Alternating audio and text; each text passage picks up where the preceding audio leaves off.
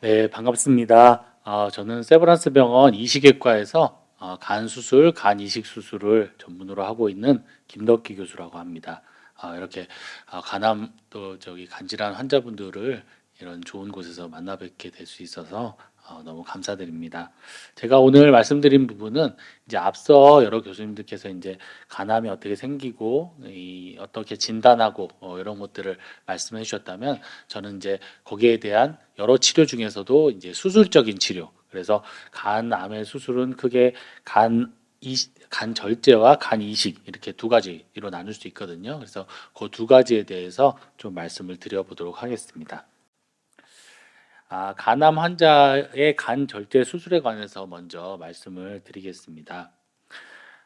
간암 환자는 간암을 안전하고 또 완전하게 제거를 할 수 있다면 간 절제 수술이 여전히 좋은 치료 방법입니다. 제가 이렇게 여전히 좋은 치료라고 쓴 게 사실은 여러 암들에서는 조금 어색한 얘기거든요. 예를 들면 위암이나 뭐 대장암, 뭐 이런 뭐 유방암 이런 암들은 다른 치료들 거기도 항암 치료도 하고 방사선 치료도 하고 여러 치료를 하지만 아직까지는 약이 아무리 좋아졌어도 우리가 수술로 절제를 하는 것이 제일 최고의 치료거든요. 할 수 있으면. 그런데 간암에 있어서는 뒤에 말씀드리겠지만 여러 가지 뭐 간 기능이라든지 여러 가지 것들이 복합돼 있고 또 치료가 워낙에 다양하기 때문에 수술을 할 수 있나 없나 그리고 수술이 또 제일 좋은가 아닌가 이런 것들을 고민해 가면서 해야 되는 것이 간암 수술이 되겠는데 그래도 역시나 간암을 포함해서 간 조직을 완전하게 절제를 해서 수술적으로 간암 세포를 완전히 제거를 할 수 있으면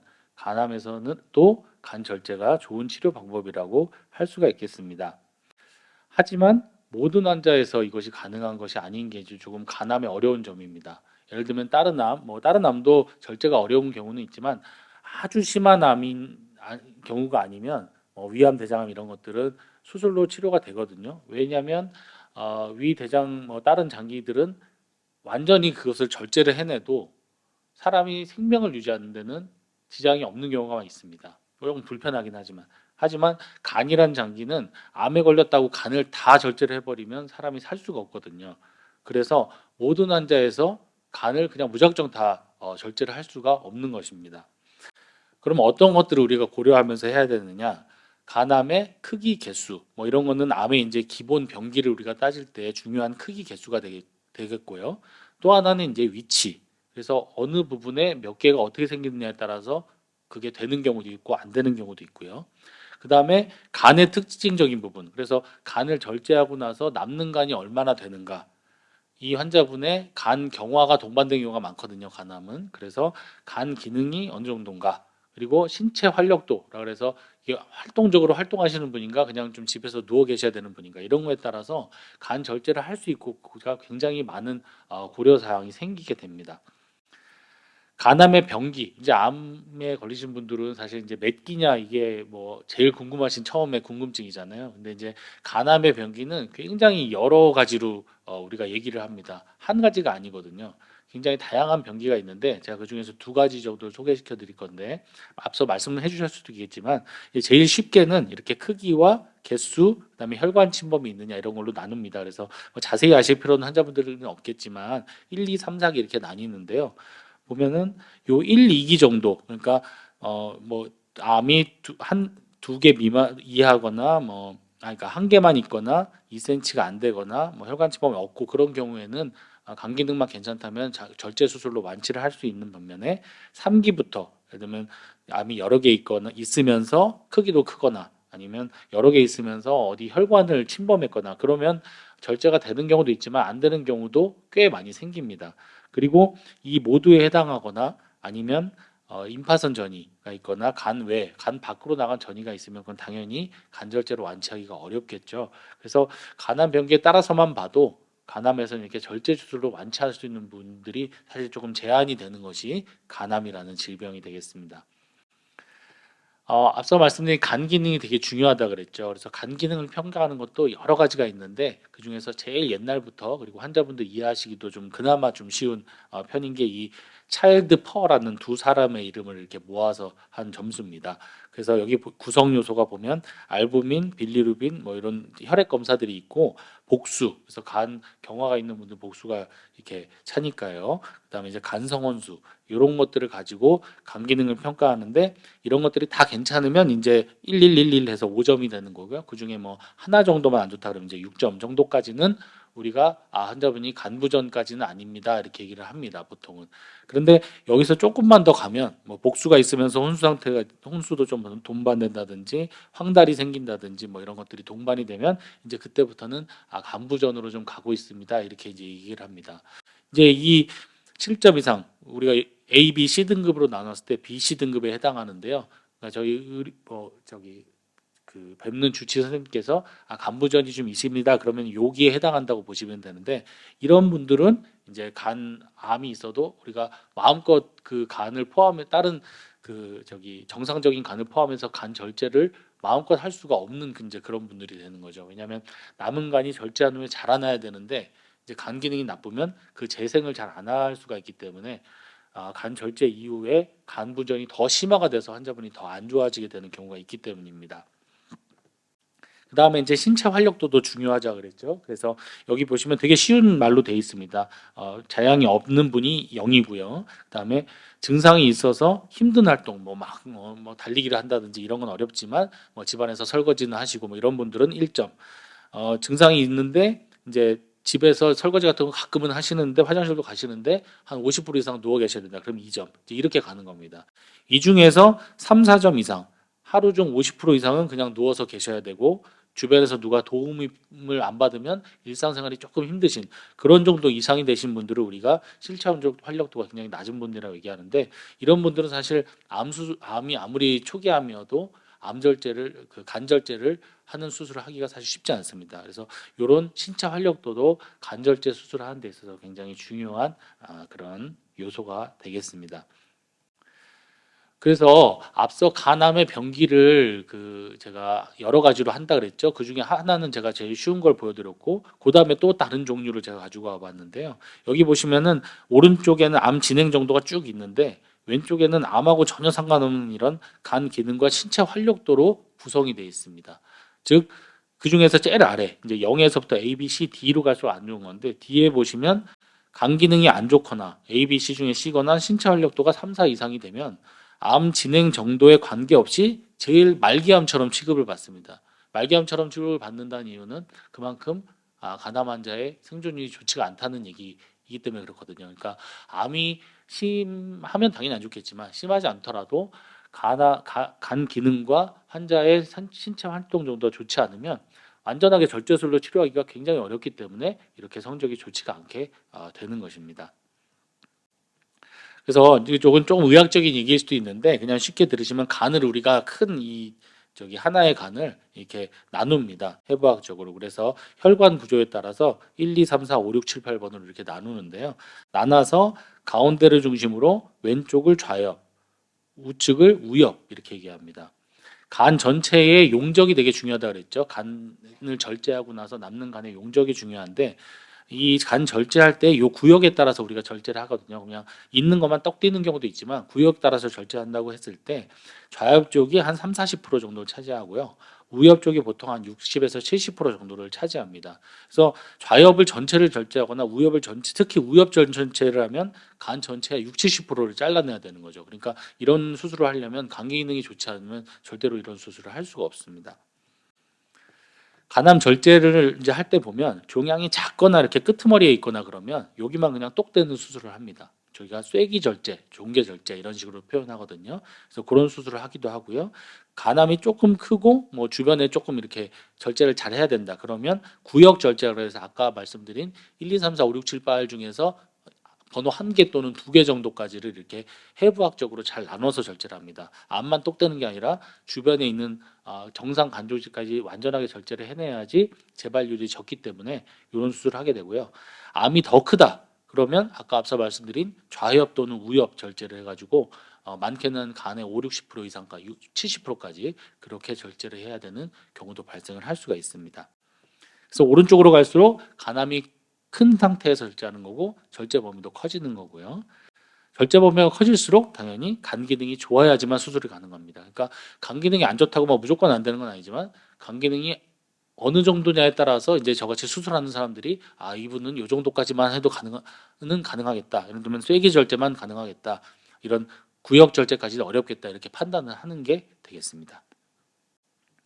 요새는 이 간절제도 이렇게 예전처럼 큰 상처로 이렇게 예전에는 이렇게 크게 해가지고 배를 열고 수술했는데 이제는 뭐 상처를 적게 하는 게 암 수술만큼이나 중요한 시대가 돼서요.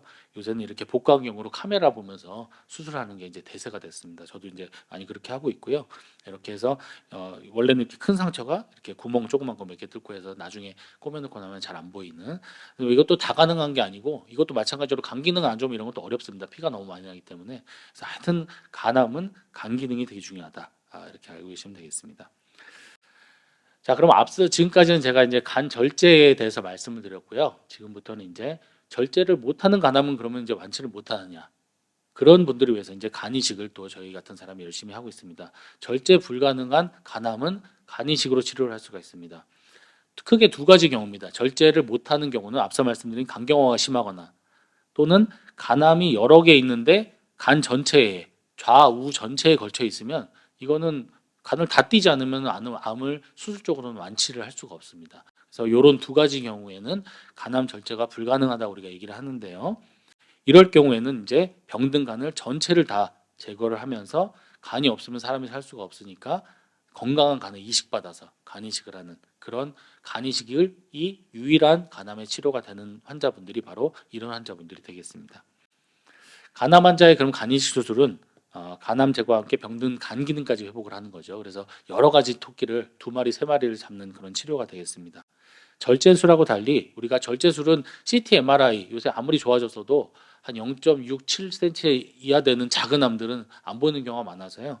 저희가 이제 저같이 간 이식을 많이 하는 의사는 이식하는 전체를 띄워보면 실제 이전 검사에서 CT, MR에서 안 보였던 암세포가 나오는 경우가 많게는 30, 40%까지 보가 됩니다. 그러니까 이제 그런 분들은 보이는 암만 띄었다고 완치된 게 아닐 수도 있는 거죠, 그죠? 근데 그런 가능성까지 완전히 뿌리를 뽑는 게 간 이식 수술이라고 할 수 있겠습니다. 그리고 또한 간 경화의 원인, 암의 원인이 되는 질환들이 있죠. 그래서 B형, C형 간염, 지방간, 뭐 장야반역 여러 가지 간 질환들이 있는데 이런 질환까지도 간을 새 걸로 쉽게 말해 교체를 하면서 그 원인 질환까지도 치료해 주는 그래서 여러 가지 토끼를 제가 잡는 치료라고 말씀을 드린 거고요. 그다음에 이제 그렇다고 간암이 너무 심한 환자는 또 간이식해도 재발할 수 있습니다. 그래서 바로 하기보다는 여러 앞서 저기 설명 아마 들으셨겠죠. 그래서 여러 가지 그 색전술 같은 치료들로 치료를 먼저 해서 암세포를 다스려 놓고 그 다음에 최종적으로 간이식으로 뿌리를 뽑는 이제 그런 치료를 저희가 하는 것이 간이식 수술이 되겠습니다. 간이식은 크게 두 가지로 나눌 수 있습니다. 돌아가실 분이 간 기증을 하겠다 그러면 순서에 맞춰서 우리가 대기를 했다가 간을 받는 뇌사자 간이식이 있고요. 그다음에 가족들 특히 가족들한테 주로 받는 생체 공여자 간이식이 있는데요. 뇌사 공여자 간이식은 이제 그 뇌사자 간 건강한 간을 만나면 이렇게 생겼습니다. 이런 거를 이렇게 환자의 몸에다가 이어주는 건데 사실 뇌사 공여자로 간암 환자를 치료하기에는 우리나라는 뇌사 공여자가 너무너무 부족합니다. 이건 뭐 전 세계적으로 다 부족하다고 난리인데 우리나라는 그 중에서도 제일 부족한 나라 중에 하나입니다. 그래서 뇌사자 간은 받고 싶어 하는 사람이 너무너무 많기 때문에 순번을 어떻게 매기느냐? 간암이 아니라 간 경화가 심한 정도에 따라서 순서를 매기게 됩니다. 선착순도 아니고 뭐 가깝다고 되는 것도 아니고요. 간 경화 상태가 안 좋아. 그럼 어느 정도 안 좋아야 되느냐? 저희 우리나라 같은 경우에는 중환자실 들어갈까 말까 뭐 들어가서 조금 오늘 일 그런 분들도 못 받고 돌아가시는 게 우리나라 뇌사자 간이식이 현실입니다. 그래서 뇌사자 간이식으로는 사실은 간암 환자를 치료하기는 상당히 어렵습니다. 여기서 보시면은 이 주황색이 생체 간이식, 이 어두운 색이 뇌사자 간이식인데 조금 늘었다 조금씩 줄고 있죠. 그래서 조금 뇌사자 간이식이 줄고 있는 게 큰 문제긴 해서요. 그래서 사실 반대급부로 우리나라는 생체 공여자 간이식, 그래서 건강한 사람의 간의 일부분을 수술로 절제해서 이식하는 것이 인구 대비해서 세계에서 저희 나라가 압도적으로 제일 많이 하는, 제일 잘하는 나라가 한국이 되겠습니다. 중요한 것은 기증자가 자발적인 기증 의사가 있어야 되고 신체 정신적으로 건강하신 분만이 가능합니다. 가능하면 젊은 분이 기증하면 사실 제일 좋겠죠. 우리가 뭐 나이도 젊으면은 피부도 좋듯이 장기도 젊은 분들이 좋긴 하거든요. 근데 그렇지만 뭐 젊은 분들만 할 수는 없는 거죠. 그래서 나이가 많더라도 그 많은 게 뭐 얼마나 더 많느냐, 몇 살까지 되냐 이건 정해진 건 없습니다. 저희 병원은 65세 정도로 하는데 이제 뭐 사람에 따라서 65세도가 안 되더라도 더 나이 드신 분 들어 보이는 분들도 있고 70세 가까이 돼도 건장한 분들도 계시잖아요. 그래서 그런 신체 나이를 고려해서 나이가 많으셔도 간 기증이 가능할 수도 있고요. 마찬가지로 색전수를 한 다음에 간 이식을 하는 경우가 많은데 이 생체 간 이식은 기다렸다 하는 게 아니라 내 가족과 함께 날짜를 딱 잡아놓고 하는 거기 때문에 아주 정확한 날짜에 완치 목적의 수술을 원하는 최적의 타이밍에 할 수 있다는 이제 그런 또 장점이 있기는 합니다. 아까랑 그림이 좀 다르죠. 그래서 이렇게 기증자의 간을 우엽 절제해서 하든지 좌엽 절제해서 하든지 이런 식으로 생체 공유자 간 이식을 우리가 진행을 하게 됩니다. 자, 그러면 이제 제가 설명은 많이 드렸고 주로 제가 외래에서 환자분들이 저한테 많이 물어보시게 되는 내용 몇 가지만 제가 좀 정리를 해봤습니다. 자, 첫 번째 간절제하는 분들에서 간절제를 하면 남은 간이 자랐나요? 많이 물어보시거든요. 뭐 설명 제가 말씀드려서 아시겠지만 잘 자랍니다. 간은 우리 몸의 조직 중에서 아주 뭐 장기 중에서는 가장 재생을 잘하는 장기가 간입니다. 그래서 정상 간은 기능이 정상적인 간이라면 많이 잘랐어도 한 70% 이상 이렇게 잘랐어도 절제 후에 2, 3주 정도만 있으면 원래 크기 한 7, 80% 기증자 기준으로 하면 제가 이제 간 이식을 하다 보면 기증자 기준으로 하면 2달 정도 있으면 원래 내 간 크기 한 95% 이상까지 이렇게 자라납니다. 그래서 간은 굉장히 잘 자라는 장기이고요. 그래서 절제주를 할 수 있는 거고요. 하지만 간경화가 있으면은 재생 능력이 매우 떨어집니다. 그래서 기능이 떨어지면 절제를 만족하기 어렵다는 거고요. 그래서 간 경화가 있는 환자는 절제 범위가 줄어들고 그래서 절제 불가능하게 되는 경우가 많게 되는 이유입니다. 두 번째, 간암 환자에서 간 이식이 다 가능하냐?